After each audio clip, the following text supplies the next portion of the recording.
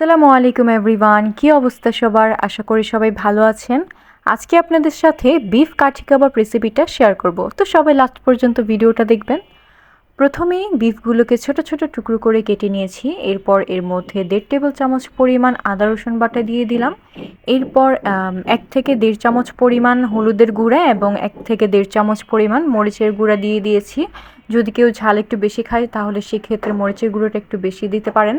এরপর 2 টেবিল চামচ আমাদের ঘরে বানানো কাবাবের মশলা দিয়ে দিলাম। এরপর সয়া সস 2 টেবিল চামচ পরিমাণ দিয়ে দিলাম এবং টমেটো সসও 2 টেবিল চামচ পরিমাণে দিয়েছি। এরপর হচ্ছে গরু গোশতের মশলাটা হালকা পরিমাণে দিয়ে দিলাম।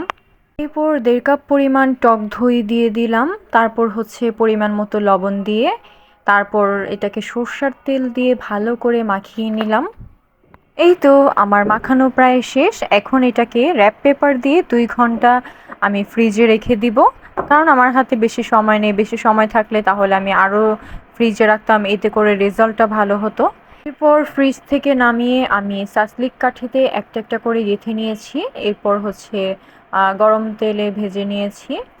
এই তো হয়ে গেল আমাদের কাঠি কাবাব। কিন্তু দেখতে তেমন একটা ভালো লাগছিল না, কিন্তু খেতে ভালোই হয়েছিল, আমার কাছে ভালো লেগেছিল। তো আমার আজকের ভিডিওটা এ পর্যন্তই। সবাই ভালো থাকবেন, সুস্থ থাকবেন। আসসালামু আলাইকুম।